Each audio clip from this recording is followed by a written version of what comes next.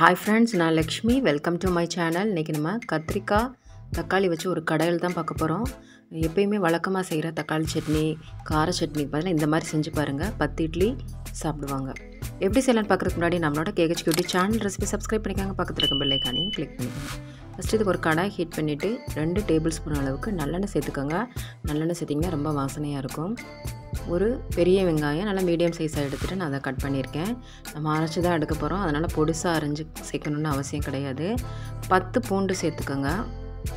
நல்லா பூண்டு வந்து இந்த சட்னிக்கு வந்து நல்ல வாசனையாக இருக்கும். அதுபோல் 3 பச்சை மிளகா நான் சேர்த்துருக்கேன். அவங்கவுங்க காரத்து தகுந்தபடி நான் வந்து 3 பச்சை மிளகா சேர்த்துருக்கேன். அதுக்கப்புறம் பார்த்திங்கன்னா 100 கிராம் அளவுக்கு தக்காளி இருக்கணும்.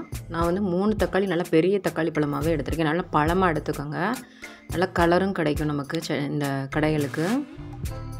இப்போ இது எல்லாத்தையும் நல்லா சேர்த்து வதக்கிக்கலாம்.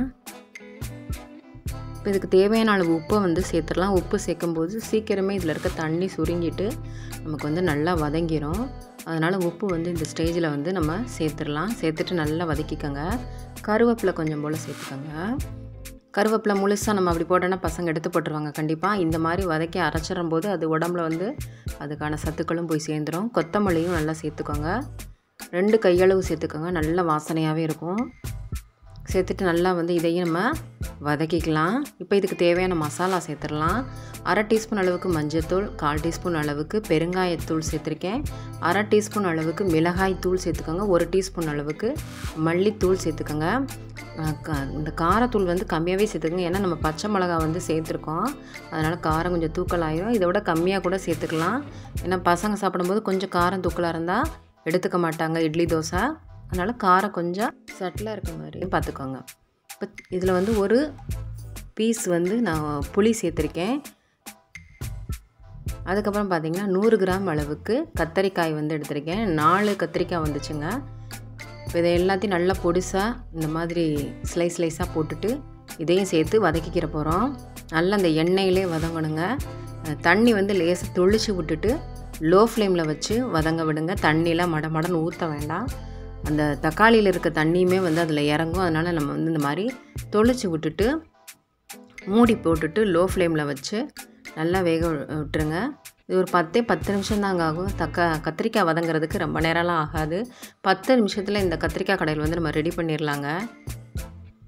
இது ஒரு மூடி போட்டுட்டு நல்லா வேக விட்டுறலாம். பாருங்கள் நல்லா வெந்துருச்சு. இப்போ கத்திரிக்காய் கூட நான் எடுத்து காட்டுறேன் பாருங்கள். நல்லா மசிகிற அளவுக்குமே வந்து வெந்துருச்சு பாருங்கள். நல்லா வெந்துருச்சு. இப்போ வந்து இந்த மாதிரி குறப்பாகவே அரைச்சிக்கோங்க. ரொம்ப வலுவலுன்னு பேஸ்ட் மாதிரி அரைக்க வேண்டாம்.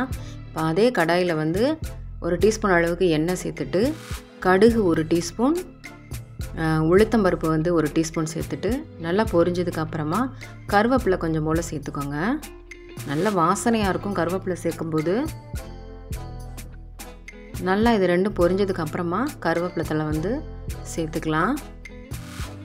இப்போ இது பொரிஞ்சிருச்சு. பொரிஞ்சதுக்கு அப்புறமா நம்ம வந்து அரைச்சி வச்ச அந்த விழுதை வந்து இதில் ஆட் பண்ணிடலாம். ஆட் பண்ணிவிட்டு ஜஸ்ட்டு ஒரு கிளறு மட்டும் கிளறுனா போதுங்க. அடுப்பு ஆஃப் பண்ணிவிட்டு நம்ம ஒரு பவுலுக்கு ட்ரான்ஸ்ஃபர் பண்ணிடலாம். இட்லி தோசை கூட வந்து ரொம்ப அட்டகாசமாக இருந்துச்சு. மதியம் நீங்கள் காலையிலே செஞ்சு வச்சுட்டிங்கன்னா நைட்டுக்கான டிஃபனுக்கும் நம்ம தொட்டுக்கலாம். மதியம் வந்து சாதத்துக்குமே நீங்கள் மேலே போட்டு அதை பிரட்டி சாப்பிட்டுக்கலாம் நெய் விட்டு. ரொம்ப டேஸ்ட்டு அருமையாக இருந்துச்சு. நீங்களும் ட்ரை பண்ணி பார்த்துட்டு எப்படி இருந்துச்சுன்னு கமெண்ட் செக்ஷனில் உங்கள் ஃபீட்பேக்கை கொடுங்க ஃப்ரெண்ட்ஸ். மறக்காமல் நம்ம சேனலுக்கான சப்போர்ட்டையும் கொடுங்க. லைக் பட்டனையும் ப்ரெஸ் பண்ண மறந்துடாதீங்க ஃப்ரெண்ட்ஸ். தேங்க்யூ ஃபார் வாட்சிங்.